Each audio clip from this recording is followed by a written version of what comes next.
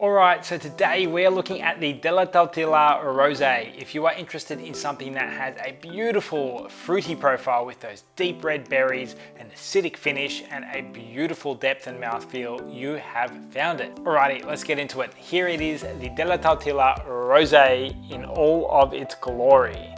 Now it comes in a range of sizes. As you can see, the 250ml bottles are the ones I have here today, and they are really handy if you are looking for something easy to drink.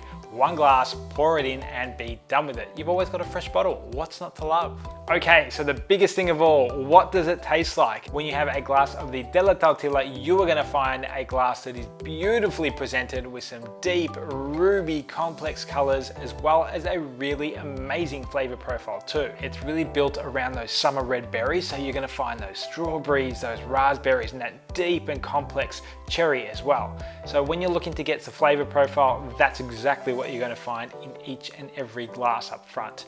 You will then be followed with a little bit of an acidic bite, so it's got a beautiful acidic bite and profile to kind of finish it off and round it out.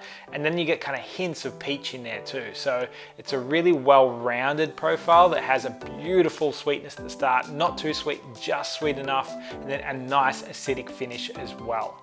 Now, for me, it is the best, I'm not even kidding, the best non-alcoholic rosé I've ever had, non-alcoholic wine I've had. It is one which I just drink weekly. I love it to bits, and it is amazing in the way that they've been able to achieve the mouthfeel and the flavor. On that topic of mouthfeel, actually, it does have a really good depth, like an amazing depth. Compared to other options, there is a little bit more sugar in there. Now, I know some people are gonna frown at that and be like, oh no, there's sugar, but it does give you an amazing mouthfeel compared to other options. You are gonna find a mouthfeel that has a beautiful weight to it and a really well developed flavor profile through it too. So you do get those strawberries up front, that hint of sweetness, and it carries the sweetness through the body and rounds out with some acidity. So overall, a really great tasting and really well weighted mouthfeel. It's just one which is honestly beautiful, and I love drinking this all year round, whether I'm sitting in the couch and just chilling out with some Netflix, or I'm out in the park or cooking in the kitchen. It is one which is just a really great companion, and one which is still a secret. So get on it early and be the one to have all the cred, all the glory, and share it with your friend. Now, we did just touch on the sugar profile in there. Now let's talk about nutrition, because you can't talk about sugar without talking about nutrition. So 26 calories and 6 grams of sugar put this one right in the middle of the nutrition profile. Compared to something like Elite's, it's roughly the same. Compared to something like a Funky Monkey, it is quite a bit higher.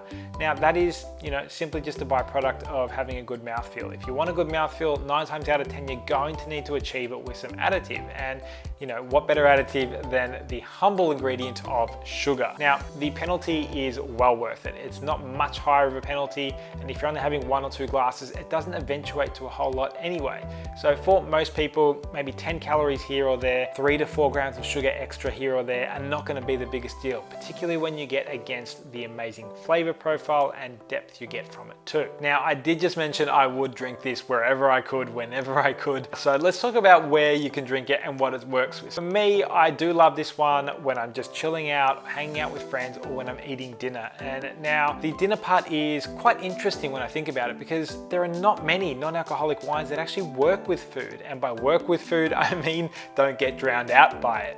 Now, the fact that this has a bolder flavor profile, a rounder, sort of well-weighted profile, means that it does go well with food. And I've cooked a chicken casserole that had some beautiful veggies in there, kind of a tomato-based sauce in there, and it stood up, it did its thing, and it survived, which was great. And for that reason, I'm going to say I love this with food, because there's not many options which I do love with food.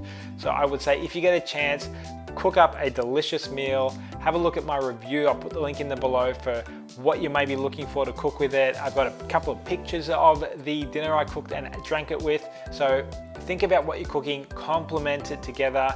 Otherwise, drink it by itself or with a dessert, because it'll go perfectly with a dessert too. Now that you know all about it, let's have a look at where to buy it. So you can buy this one at your local Dan Murphy's, online through places like Craft Zero, Brunswick Aces, all of the other retailers out there, and pick it up online as well. So you are going to have no shortage of being able to find it online or in store, given the rollout of Dan Murphy's.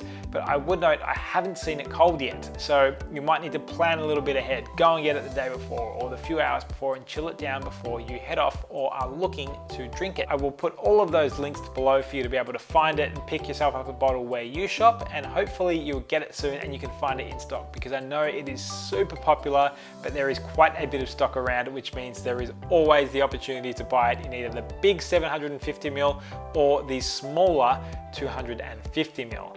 Now, from a price perspective, you are going to find it is a little bit more expensive than other options. And from the quality that you've probably gathered from a taste and a mouthfeel perspective, that's not surprising. So you're going to be looking at it between $18 to $20 for a bottle, and that's just really reasonably priced for what you're getting in terms of quality. So if I'm thinking about it from dollars to quality, they match. They're perfectly matched, and I would say the extra few bucks is well worth it based off the amazing flavor profile. Alrighty, so rounding this one up, you've probably gathered I am a massive fan of it. So for me, I'm a great fan of the depth and the complexity of the flavor, as well as the beautiful notes that you get from those summer red berries, and also that acidic bite at the end.